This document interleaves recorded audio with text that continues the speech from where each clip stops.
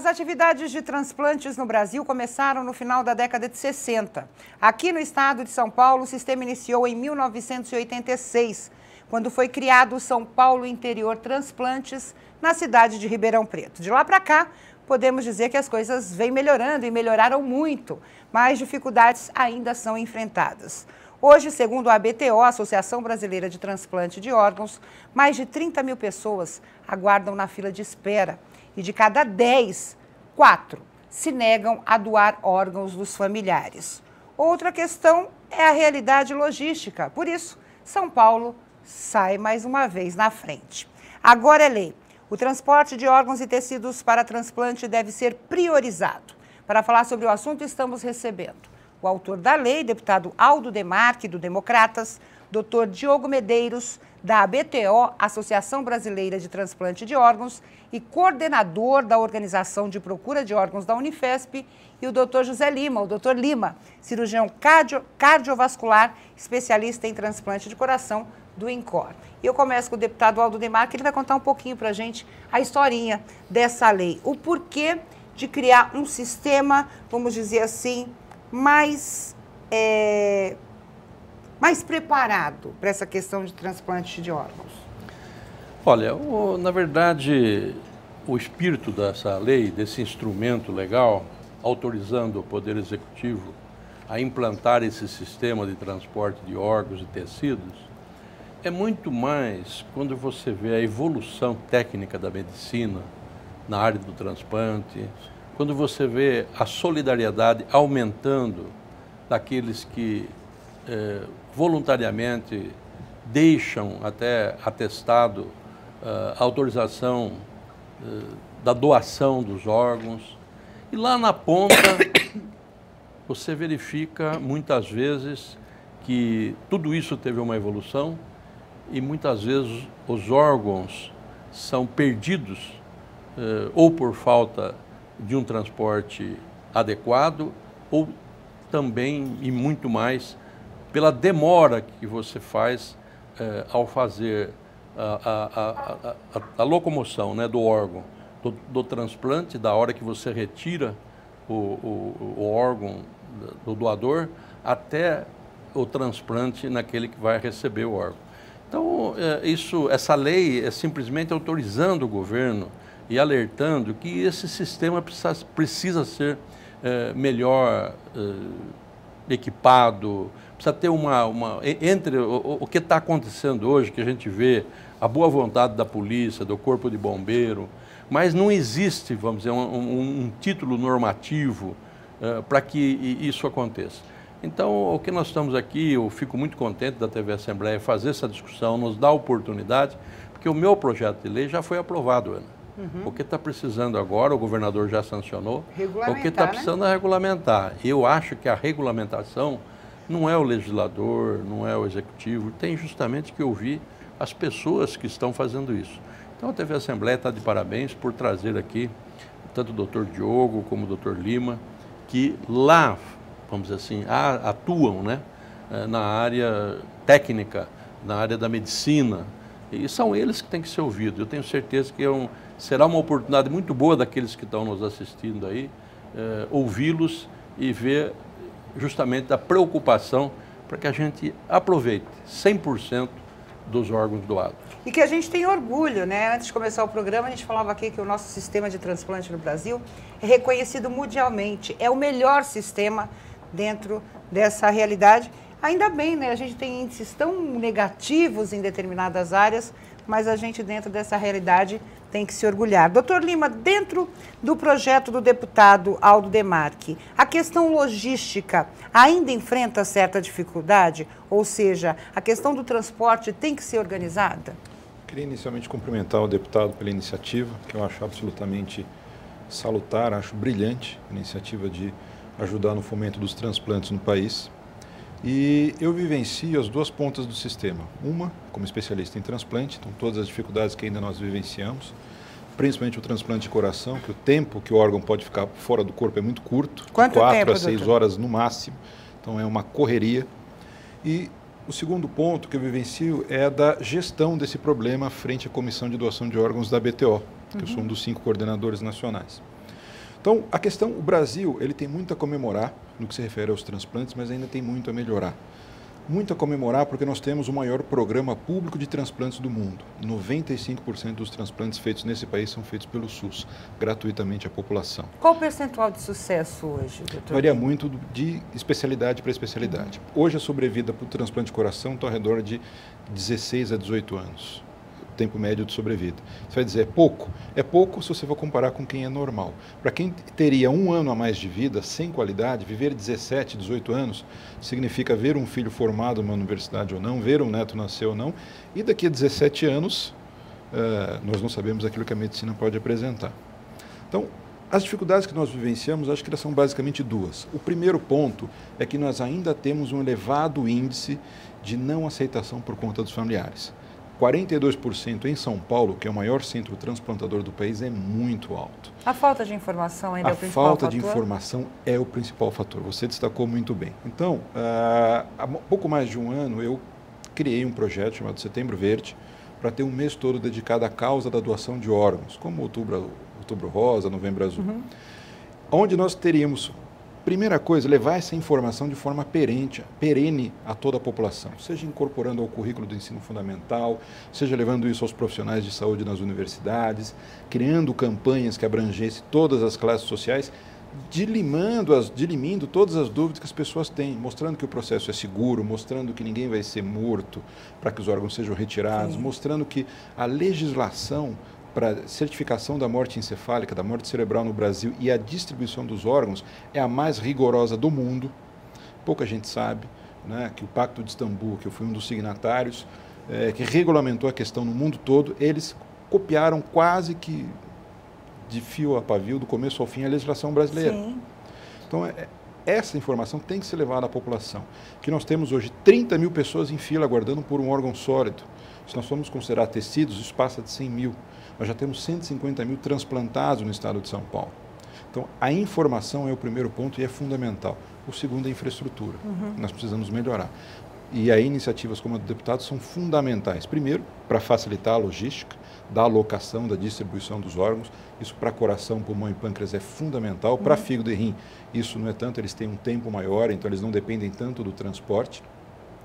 E no que se refere à infraestrutura, seria fundamental que nós tivéssemos uma ampliação da rede, não apenas facilitando o transporte, mas também do atendimento à família do paciente que é transplantado. Sim. Mais de 50% dos transplantes do Brasil são feitos em São Paulo. Então as pessoas vêm do Brasil todo para serem transplantadas aqui e carregam a sua família. Em geral, essas pessoas não estão trabalhando mais, seja porque ela está numa cama com falta de ar brutal, porque está aguardando um coração ou um pulmão, seja porque ela fica 4 vezes por semana fazendo 4 a 6 horas de hemodiálise. Essa pessoa ela não trabalha mais, ela não estuda. Então é fundamental que a gente amplie os mecanismos de assistência, não só ao paciente em fila, mas sobretudo aos familiares dos pacientes que estão em fila. E esse meu projeto, desculpa, eu estou me alongando um pouquinho, ele também ele tem a ideia de estender a todo paciente transplantado todos os direitos sociais que os deficientes físicos já conseguiram. Eu fiquei pensando, quando eu li logo a lei, essa realidade que colocou o doutor Lima, que é quando a pessoa morre, a possibilidade de doar vários órgãos. Então eu fiquei imaginando, falei, imagina como é que deve ser a logística, eu levo o coração para um lado, o rim para o outro, o fígado, né? Já deve ter um cadastro e o receptor em potencial. Essa logística funciona adequadamente, doutor Diogo? Quer dizer, todos os órgãos são aproveitados quando há um doador efetivo? Ou essa questão logística ainda faz, infelizmente, alguns órgãos serem perdidos nesse caminho? Por questão logística, a gente acaba não perdendo nenhum órgão hoje no Brasil, principalmente em São Paulo. A gente não tem essa perda. Quando a gente faz uma entrevista com a família sobre a doação, e o que a gente percebe, o Lima estava comentando sobre a questão da negativa familiar, muito mais do que a família não entender, às vezes, o processo do diagnóstico da morte, existe também a dificuldade técnica dos profissionais da área de saúde em como abordar a família sobre o diagnóstico da morte.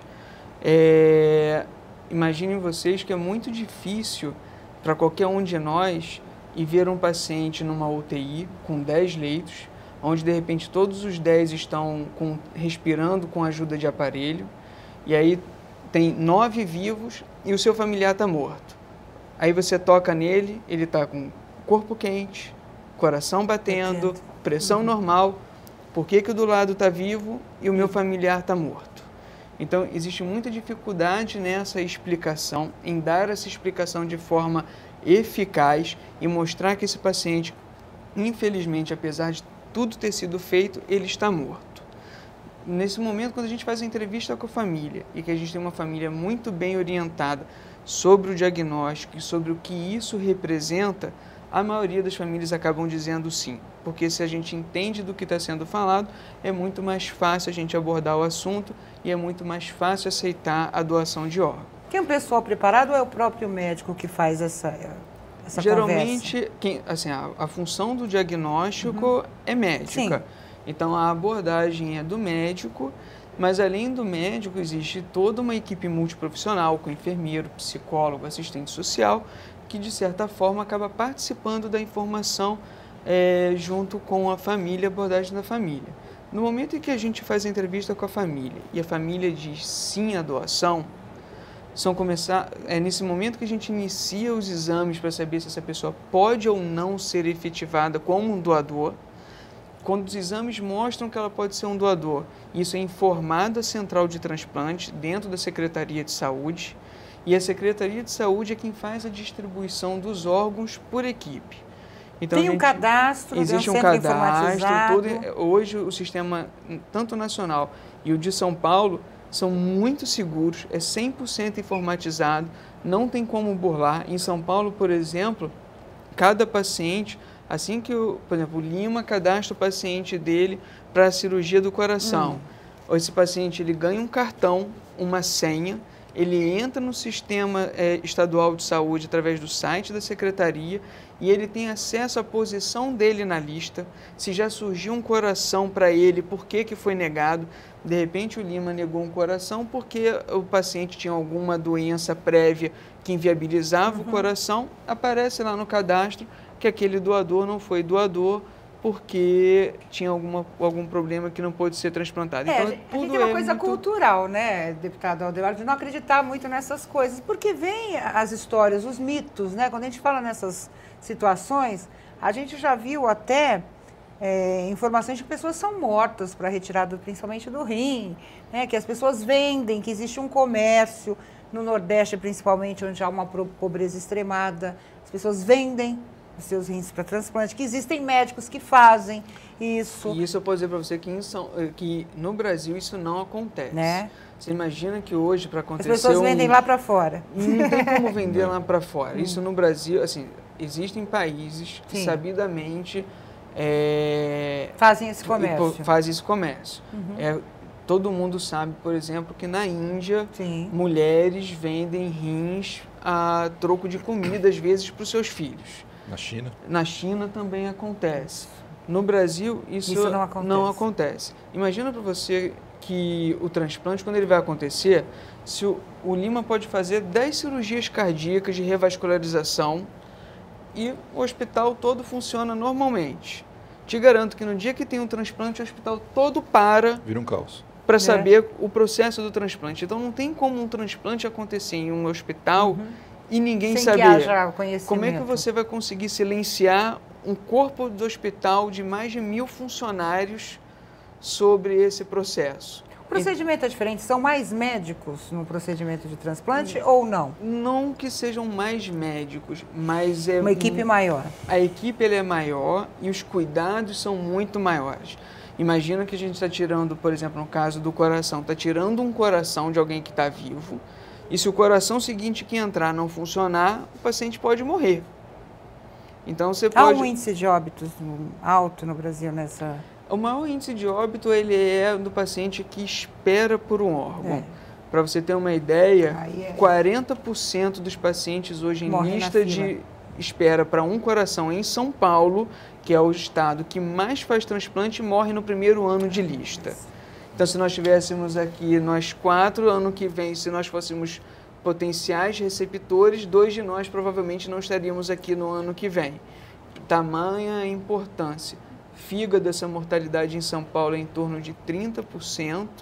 O rim, com a diálise, substitui bem a função e o paciente tem uma sobrevida muito boa, uma qualidade de vida muito melhor, essa mortalidade é muito menor, é em torno de 5% a 6%, então esse paciente consegue esperar mais tempo por um órgão do que no caso do coração, por exemplo. Eu preciso para um intervalo rapidinho. No próximo bloco a gente pode até criar aqui, né, deputado? Já surgiu uma ideia para um novo projeto, até dentro dessa realidade que colocou o doutor Lima, de criar uma semana de conscientização, principalmente dentro das escolas. É muito mais fácil. Minha mãe sempre fala assim que burro velho não aprende, mas se a gente começar a educar nossas crianças, a encarar essa realidade de ser um doador de forma natural, eu tenho certeza que no futuro nós teremos um número muito maior de doadores de órgãos. Mas a gente vai falar sobre isso no próximo bloco. Não saia daí.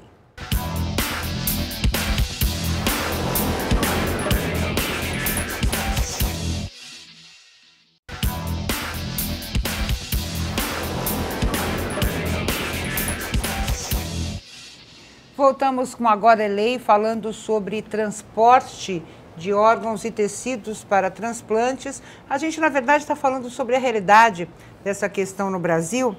E o doutor Lima e o doutor Diogo apresentaram algumas situações que devem ser mudadas, principalmente na questão da conscientização, deputado Aldemar. Falou do Setembro Verde, é isso? A gente já tem Outubro Rosa, Novembro Azul. Dezembro Vermelho. Dezembro Vermelho. Criar exatamente uma semana de conscientização nas escolas. Eu falei brincando, mas eu acho que o grande agente multiplicador ainda é a criança. Né? É muito mais fácil uma criança aprender a economizar, a não desperdiçar, a ser um doador em potencial no futuro, quando ele já é educado para isso, né? Quando há um movimento positivo nessa questão. Dá para aliar esse projeto a isso também, essa lei a isso, ou outro projeto pode ser feito? Eu acho que a ideia é excelente, né? Só pegando aí uma carona em tudo que você está falando, eu devo dizer para você o seguinte, semana passada nós tivemos aí 3 datas cívicas e dentro da minha casa, as minhas netas, né, 7 netinhas já na idade de 7, e ignoravam totalmente o que se comemorava no dia 15 de novembro da República, o que se comemorava no dia 19 de novembro da bandeira, e logo em seguida, criado também mais em São Paulo, foi guardado aí a consciência negra, teve um feriado.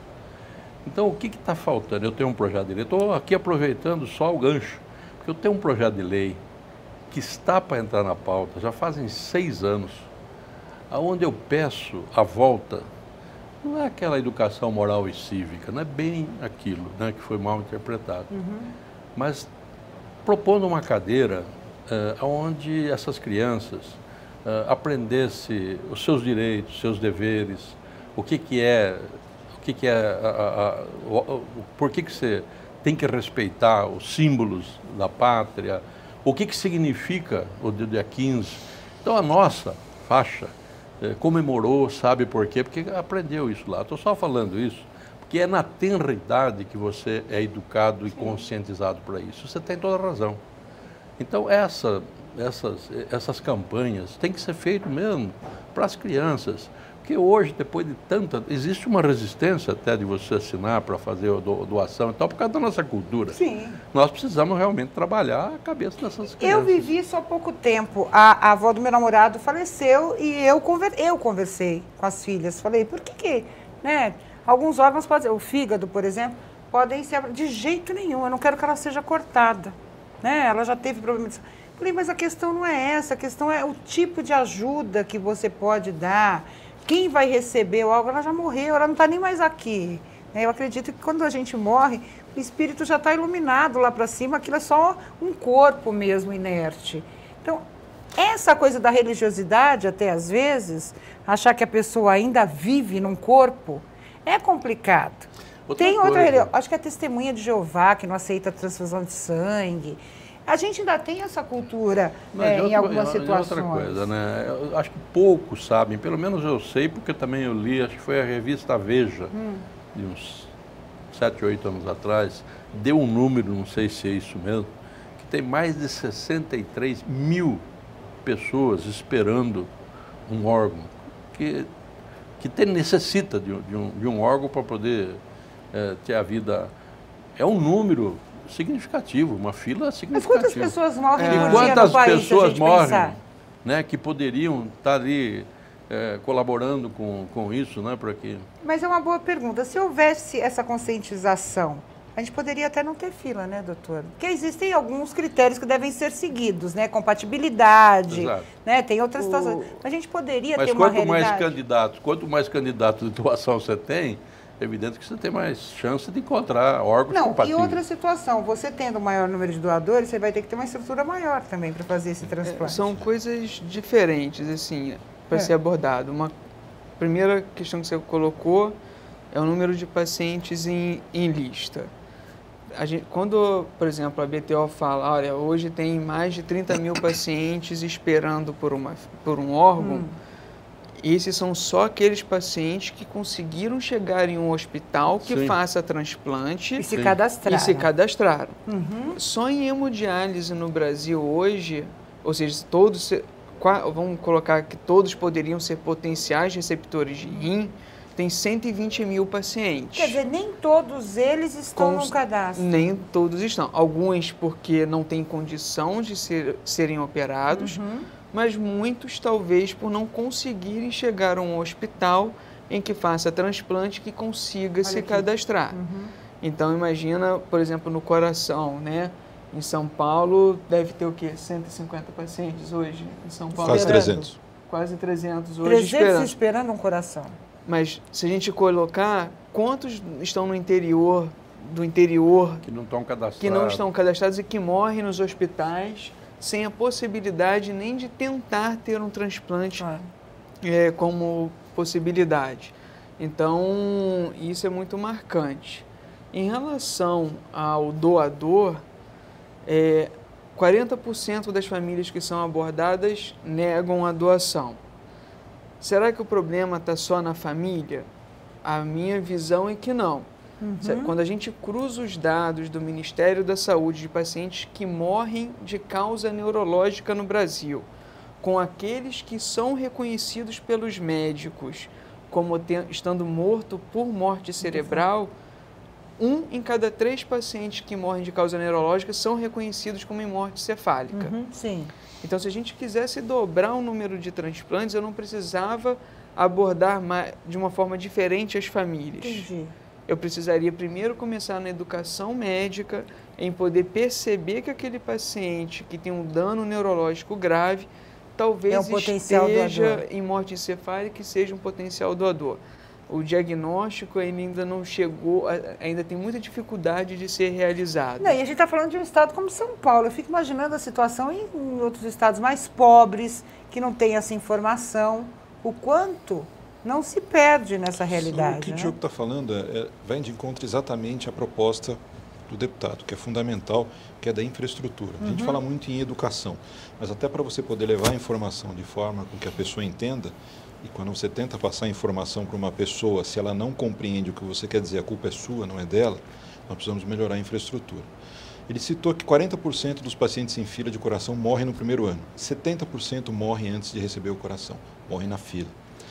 90% dos que estão em fila de pulmão morrem antes de ter a chance de serem transplantados. Quantos por cento? 90%. Nossa, doutor. E olha a situação particular que nós temos no Brasil. Por que as medidas como essa lei do deputado, para melhorar a infraestrutura, são tão ou mais importantes do que as medidas educacionais? O primeiro problema que ele citou é da subnotificação. Isso é dramático no Brasil. Os dados da BTO são claros. A maioria das mortes encefálicas, ou seja, dos potenciais doadores, não são reconhecidos, não são diagnosticados. E esses pacientes ou estão em UTI ou estão em pronto-socorro. Até pelo próprio despreparo médico. Pelo despreparo médico, pela falta de infraestrutura, pela falta de profissionais. Na grande maioria das vezes, nós vamos fazer as captações aonde? Hospitais de periferia, de madrugada. Porque quando a família é abordada, ela está trabalhando, ela não pode ir durante o dia, ela só pode ir à noite. Então, mais da metade dos transplantes no Brasil acontecem de madrugada. Você chega no hospital de periferia de São Paulo, de madrugada, com inúmeros pacientes na maca e um único paciente morto, muitas vezes com falta de profissionais, com falta de infraestrutura, eles não vão dar atenção devida para aquele potencial doador. Claro. eles vão estar cuidando de quem está vivo, o que é um erro, porque aquele salva pelo menos de 7 a 10 vidas. Então, melhorar... Quantos órgãos podem ser doados, doutor Lima? Em média, um doador salva aí de 7 a 10 vidas. A infraestrutura ela é fundamental. Primeiro, reduzir a subnotificação. E segundo, olha que situação. Nós temos, por conta das nossas diferenças sociais, nós geramos mais ou menos no Brasil 12 mil potenciais doadores por ano. 12 mil. Nós estamos usando cerca de 30% desses potenciais doadores. Nosso doador é eminentemente jovem, vítima de violência ou de acidente de automóvel ou de moto. Nos Estados Unidos e na Espanha, eles usam mais da metade dos potenciais doadores. E grande parte desses potenciais doadores são pacientes de mais idade, que tiveram um acidente vascular cerebral, uma parada cardíaca. Portanto, que morrem por velhice. São né, potenciais assim. doadores piores que os nossos. Sim. E nós não conseguimos utilizar mais potenciais doadores. Então, melhorar a infraestrutura é fundamental. Não só capacitar mais médicos para diagnosticar mais precocemente a morte encefálica, mas como dar estrutura para você manter esse potencial doador. Não é caro manter o potencial doador, mas dá trabalho. Mas eu sempre falo o seguinte, a gente é um país muito solidário. O povo brasileiro é um exemplo para o mundo inteiro. Eu vi uma matéria há pouco tempo de uma mulher que não tinha qualquer vínculo parentesco com o menino, acho que foi a história do fígado, né, do menino, não sei, que ela teve que emagrecer, ela olhou para o menino e falou assim, eu posso salvar esse menino. Tinha compatibilidade sanguínea, era uma potencial doadora, e ela ficou não sei quantos meses tendo que emagrecer, fazer uma alimentação diferente para poder doar o fígado para esse menino. E pela informação, chegou a ela a informação do que aquela criança precisava. Eu acho que falta um pouco expor essas situações, porque a gente, em vida, também pode ser doador, né? E muitas vezes a gente não quer passar por por uma intervenção cirúrgica, toda cirurgia tem um risco, a gente sabe isso, até na extração de um dente, alguma coisa pode acontecer, mas essa conscientização, deputado, porque até em vida a gente pode salvar outros, né? Não só parente, né? É muito comum, né? Hoje, a doação intervivos com parentes, entre parentes. Hoje a legislação, ela coloca de maneira muito clara que para ser doador intervivo, sem precisar de autorização judicial, você tem que ter laço consanguíneo de parentesco para você ser um potencial doador em vida para alguém. E mais importante do que isso, toda vez que a gente pensa em doar, para quem trabalha com o transplante, por maior que seja a sua boa vontade, eu não posso correr o risco de trazer um dano a quem doa. Entendi. Então, todos os exames que a gente faz em alguém que está vivo, que quer doar um órgão ou parte de um órgão, são visando proteger esse possível doador. Mas no caso judicial, é o caso dessa mulher, por exemplo, que quis doar para uma criança que não tem qualquer vínculo. Se ela não tem vínculo... tem que ter algo, tem que ser algo judicial. E aí tem que ter autorização judicial. Isso por quê? Porque isso pode motivar algum ganho e que ninguém está vendo. Entendi.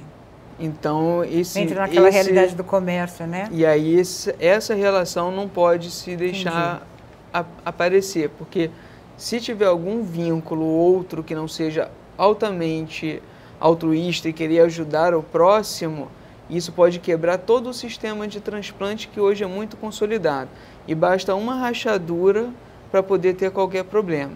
Então, a maioria dos serviços de transplante hoje no país não fazem transplante intervivo em pacientes que não têm relação consanguínea. A gente tem algumas realidades até de rejeição de órgãos. Essas pessoas que rejeitam órgãos, elas voltam para a fila no lugar que estavam ou vão para o final da fila? Ela volta para a fila como qualquer outro paciente. Então ela vai para o fundo da fila. A fila não é bem fila, depende muito do órgão. Sim. Por exemplo, no caso do rim, não é fila, é lista. Porque se eu tenho um potencial doador, por uma relação de alguns exames que a gente faz do DNA, da pessoa, a pessoa mais compatível da lista é quem recebe aquele rim. Tá, eu entendi, mas a minha questão é a seguinte. Ela volta para o bolo. Ela volta para o bolo. Se aparecer um rim bom que seja compatível para ela que vai ser a receptora. Isso. E ela pode voltar para a lista e ia levar 10 anos para aparecer outro rim para ela. Por que essas rejeições acontecem, doutor Lima? todo paciente transplantado ele vai conviver, principalmente nos primeiros meses pós-transplante, com rejeição e infecção. Nós precisamos, na fase aguda... Qualquer órgão? Qualquer órgão. Coração uns também? Um pouco mais, outros um pouco menos, mas de uma forma geral, todos os órgãos. Nessa fase inicial, nós precisamos reduzir drasticamente a capacidade de reação do sistema imunológico da pessoa, que é induzir a imunossupressão, como a gente fala no nosso jargão médico, para que o tecido que está sendo implantado não seja destruído.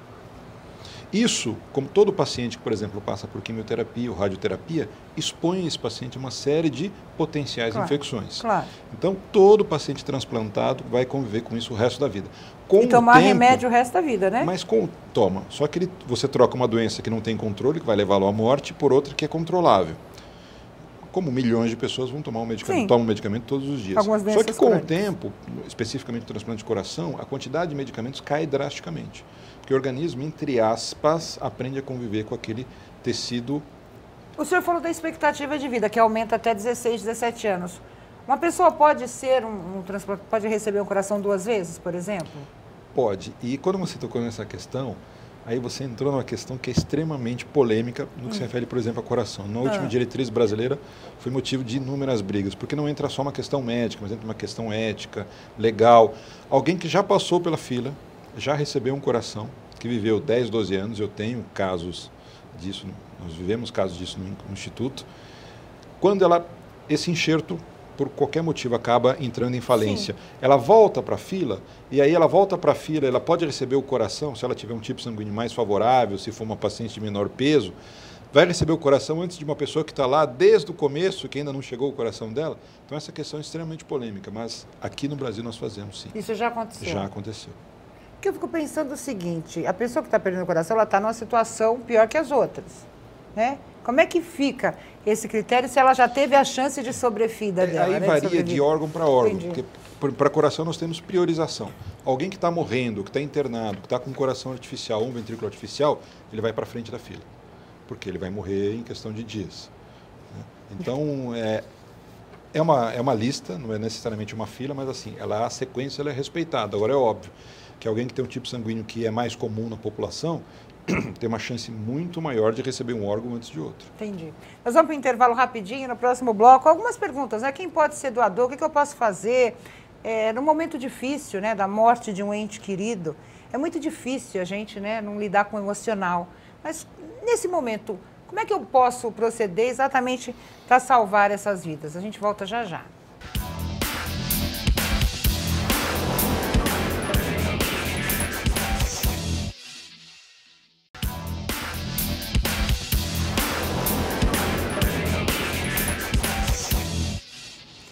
Voltamos com Agora é Lei, hoje falando do transplante de órgãos.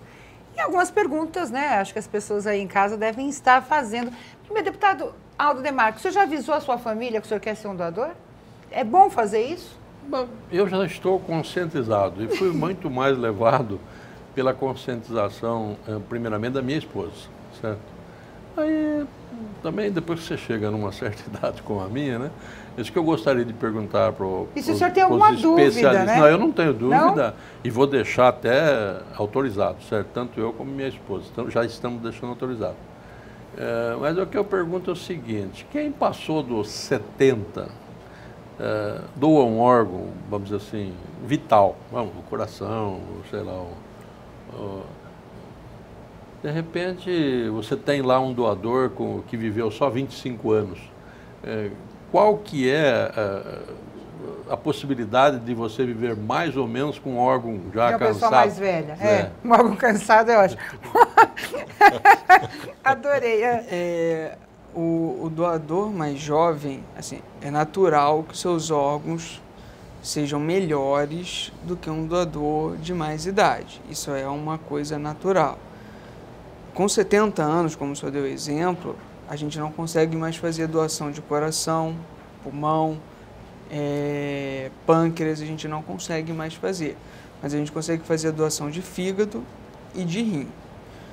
O fígado, se a pessoa tiver o fígado normal, tanto faz transplantar um fígado de 20 anos como de 70, vai viver igual. Isso aí. O rim... Aí depende aí o critério de quanto a pessoa bebia, né?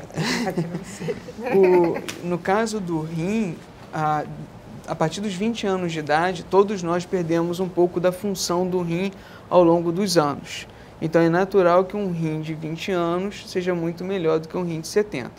Qual é a grande consideração a respeito disso?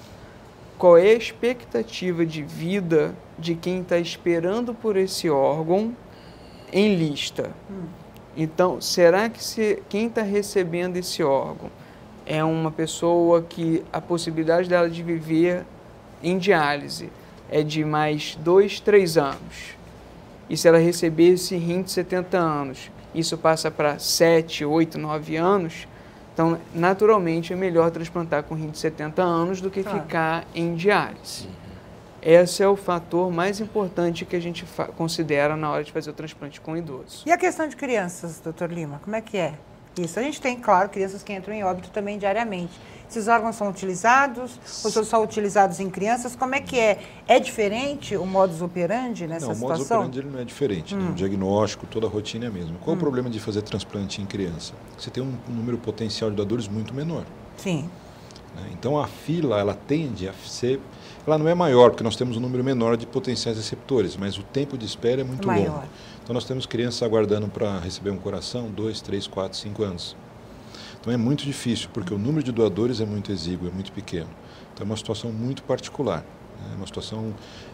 É outra realidade do transplante. Agora, a gente tem algum órgão que o transplante é feito em outro país e aqui não?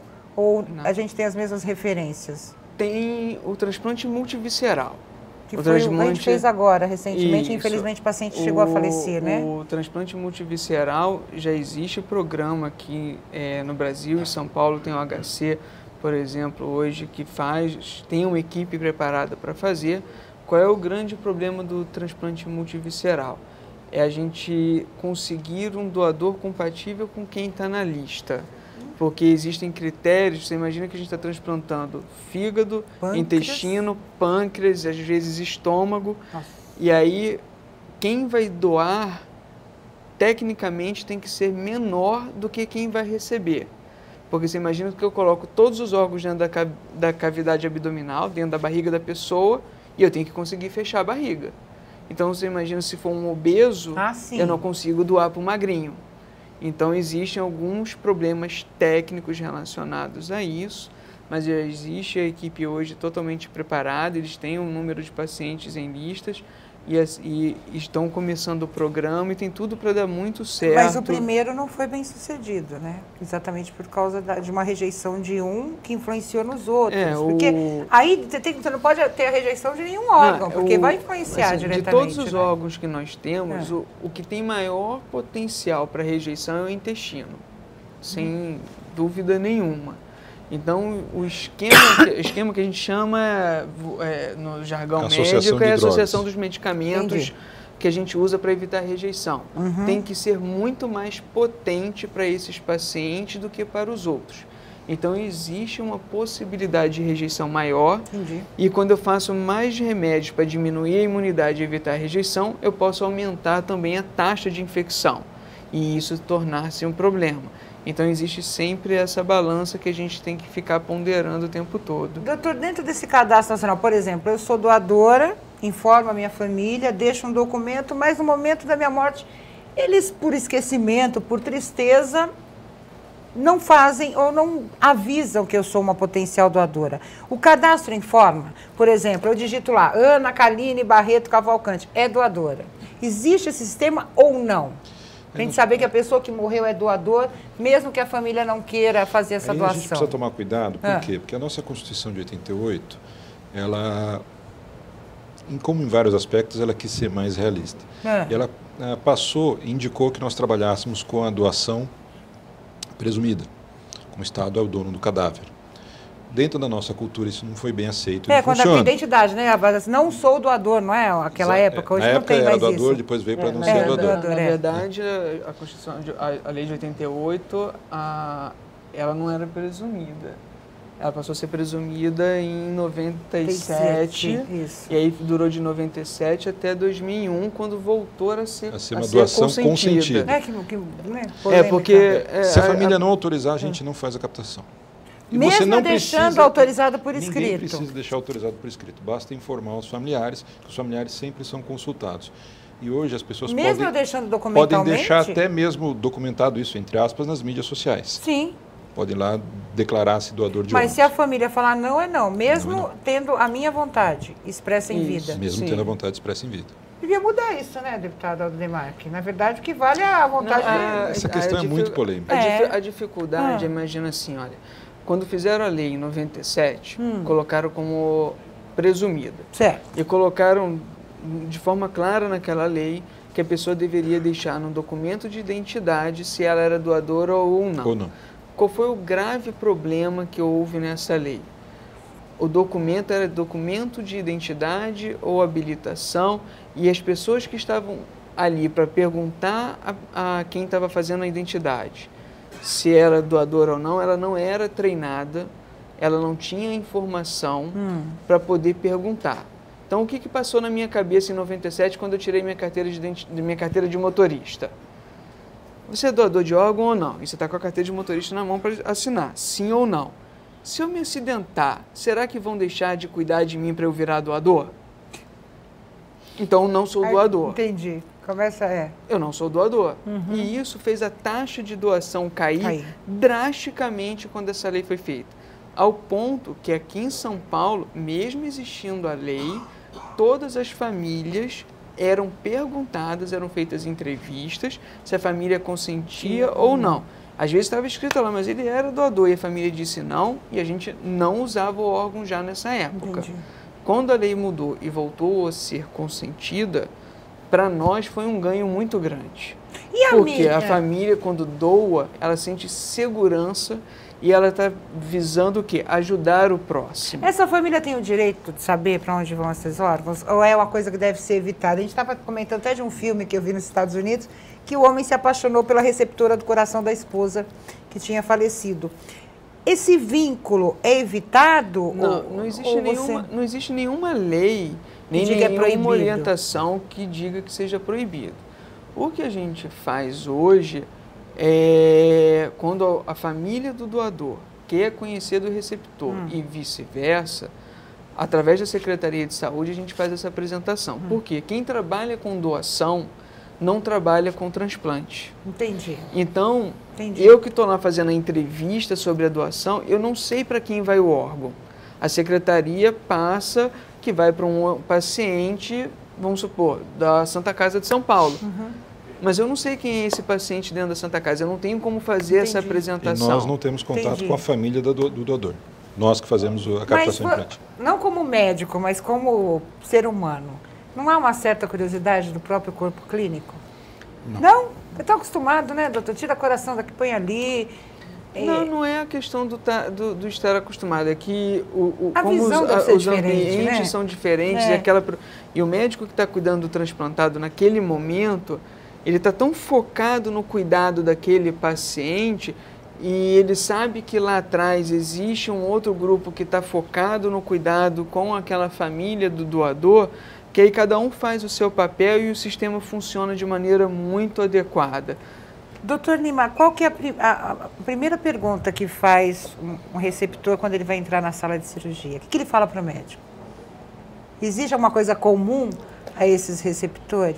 De uma forma geral, que a gente, quando você tem um potencial doador, nós chamamos 2 ou 3 sequenciais na fila, porque aquela pessoa precisa chegar ao hospital, né? Você precisa fazer alguns exames antes de começar o procedimento, ter certeza que ele não está infectado, etc, etc.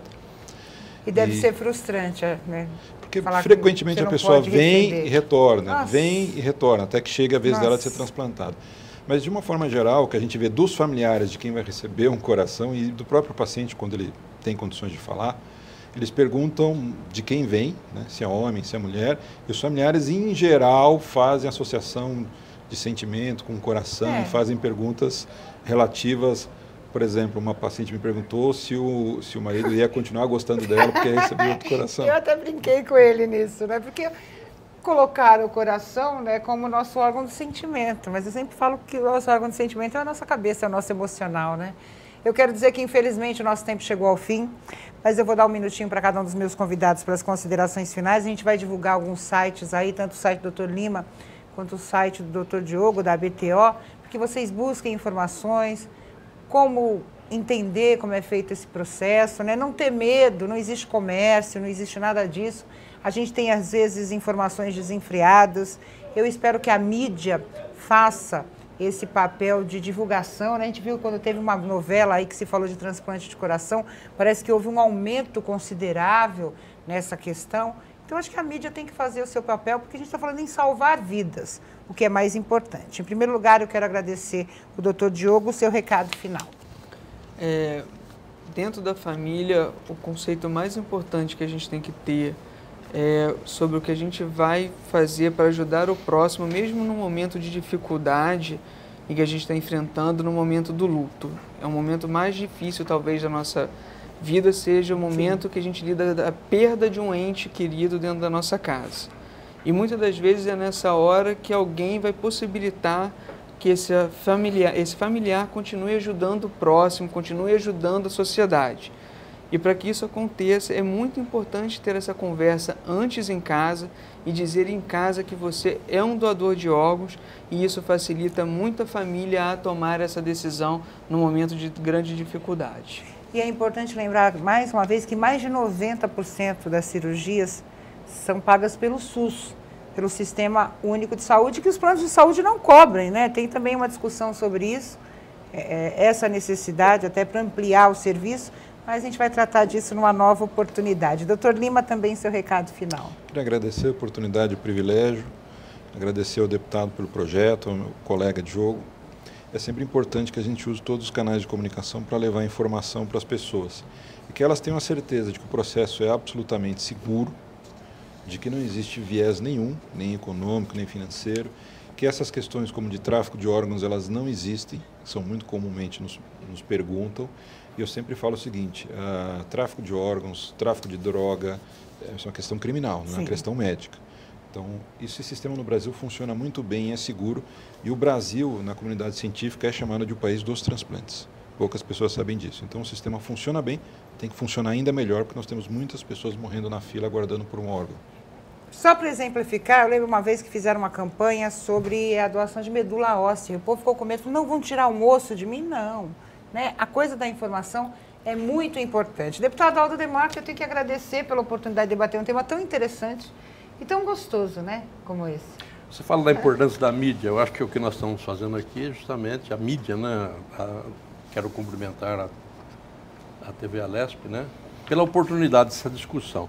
E eu, como legislador, eu fico muito satisfeito, doutor Lima, doutor Diogo, de dizer que a oportunidade é ímpar. Eu vim aqui para falar do transplante do órgão. Do transporte. Aliás, do transporte do órgão. Do transplante, falou vocês, e com muita competência, saí daqui com conhecimentos que eu mesmo não sabia. Estava só preocupado com o transporte, justamente para que dê uma autorização para o Executivo de legalizar esse diploma legal, normatizando esse sistema.